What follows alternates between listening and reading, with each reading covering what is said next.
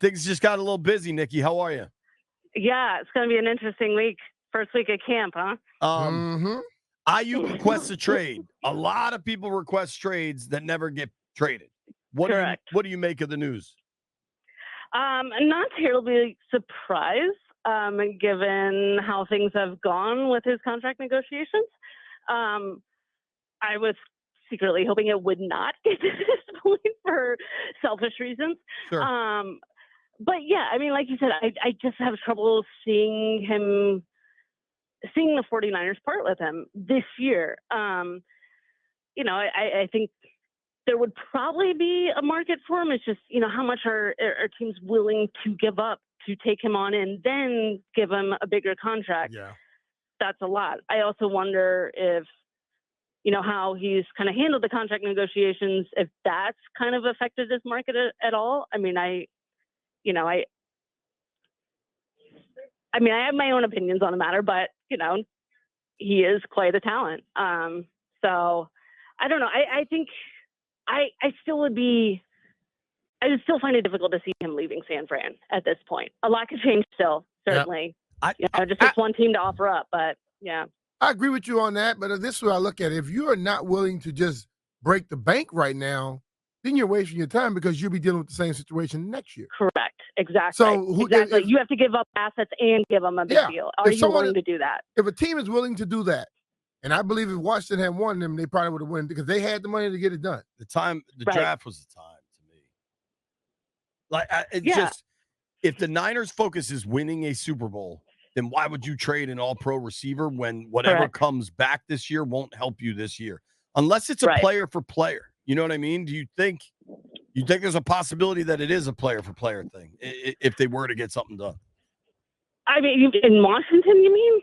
Well, maybe in general, but yeah, I mean, it's what team is willing to give up a similar caliber player like that? Have to be a team in rebuild mode, I would think, that's willing to, kind of tear down. But are you willing to do that for a receiver, really? A receiver's impact is limited. You can have star receivers who are fantastic players, game changers, but their role is still dependent on a quarterback and other people. So would you do that for a receiver? I don't know. Every team's different. I still think it'd be a tough deal to do. For me, what do you think comp needs to look like for a team to get Aiyuk? I think it's tough to say. I mean, it's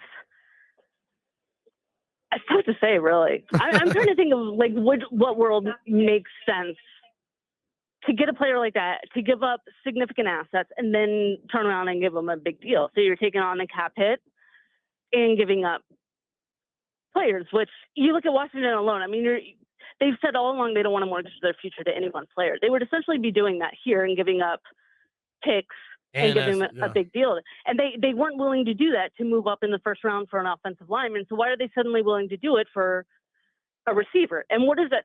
What message does that send to the rest of the locker room if you do that? I think it's a difficult play here. I'm not saying it's totally out of the question. I'm not saying they're not interested. I haven't been told that. It's just, I think it'd be a difficult play here. Yeah, I agree. I have long thought that if Peters is hell-bent on building this through the draft, and I think we saw that when he traded back in the second round, that was a volume play to get more picks, right? And I just think giving a bunch up right now doesn't make any sense. Also, if you have to go, just tell us because that's fine. No, but I'm good right now. Okay. I just can't. The amount of people that request a trade and then end up signing an extension, that happens all the time. You know, it doesn't overwhelm me at all. Yeah, right. I mean, and to me, it's similar to holding out in training camp. You use it as somewhat of leverage. It's that threaten to hold out, threaten to say I want to be traded, but the team ultimately holds the cards on this right now. Right, totally, and I think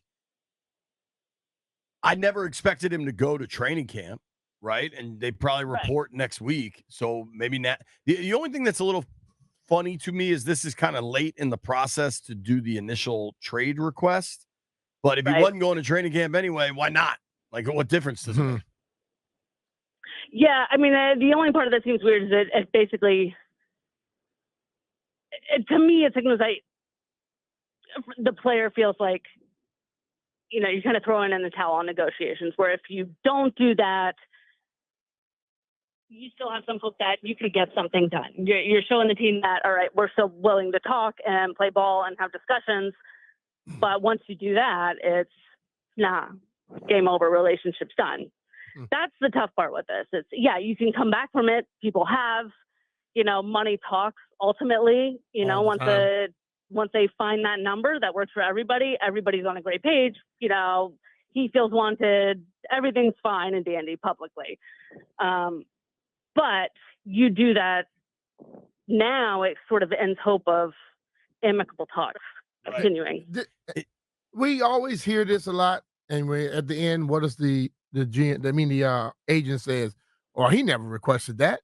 Did he tweet this? Did he tell somebody this? Did the agent tell the 49ers that? That's the question I'm always wondering. If Garofalo's going with it, I'm guessing the agent told Mike. You read that the same way, Nikki? Yeah. I mean, the agent can still come back and say he never requested a trade. Question for you, B, as a player. The Niners have now and have for a long time a reputation of taking care of their guys. Yeah. I remember you said when you were a free agent, you always wanted to visit San Fran because that was their reputation then. That was, 25 years ago. Yeah. At a certain point, does that rep hurt you when one guy feels like they take care of everybody and they're not taking care of me? I don't think it hurts you. I think the whole thing about it is the way you handle it. And sometimes, and Nikki said it earlier, the 49ers have more of the control right now, not him. So you can say and do what you want, but you also got to remember those other teams are watching you too. Right.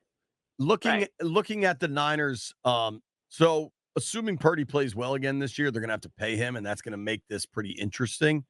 But the amount of high cap hits with no attached guaranteed money is pretty significant. I mean, a dude like Javon Hargrave next year has a $28 million cap hit with no guarantee attached to it. They'd have to take a big cap hit, but they'd also save like $3.5 million. Like, there's a bunch of these guys you can kind of look ahead to, and they could clear the space. As of now, right now, the Niners have $31 million in cap space, and that's everybody signed. Like, the only guys carrying significant cap hits with guaranteed money going forward, Nick Bosa's contract's a monster, but even Trent has a huge cap hit, but no guarantee. Like, I don't think they're ever looking to move on from Trent. They have built-in flexibility if they want to get something done. Right. Well, and that's a tough balance for the team and the players. As a player, you want peak value, and he's good now. You wait, you risk injury. Will your value go down? That's always the tough part. But as a team, you have this out coming up. You got him for another year. Just hold on a little bit longer. We'll try to get something done. But, if the player feels impatient, they want that security now when, they're at top dollar. It's where's the middle ground in that? There is none. So, I mean, the reality is you can't pay everybody. Every team faces this. You can't pay everybody. Yep. I think everybody likes to think that the salary cap isn't a real thing, that you can, and there are ways to finagle it, but it still exists, and you still have to, stay with under that top margin. And this is where it hurts. Sometimes you have to lose star players. Sometimes it turns into this. I just think we've Niners seen this here too. We've seen negotiations get so sour to the point where, and then suddenly it gets done. Happened with John Allen, happened with Terry McLaurin. Like, how many times? The Niners got the Bosa deal done, I think, the week of week one. Yeah. It was late.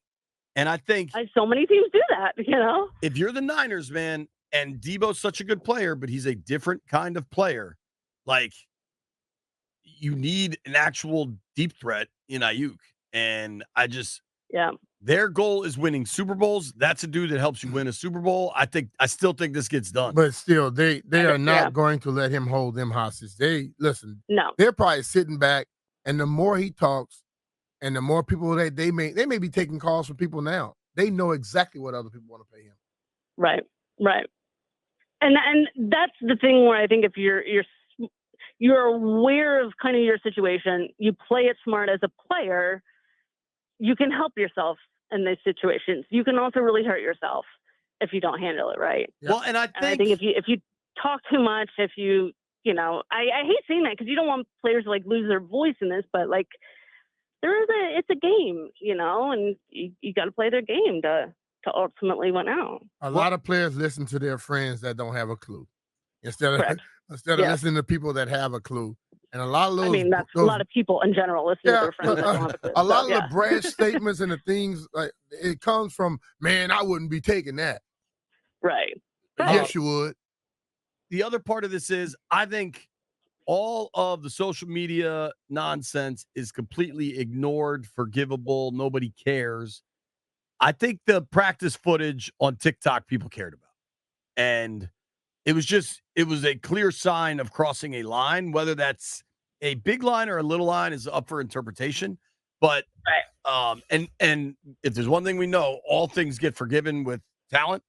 But it's that's the one that kind of sticks with me. Nicki, we're gonna let you go, but I want to invite you Wednesday. Brian and I are doing a beer tasting at Lost Rhino in Ashburn, and you could bring the little man. Like, it's 4 to 6 p.m.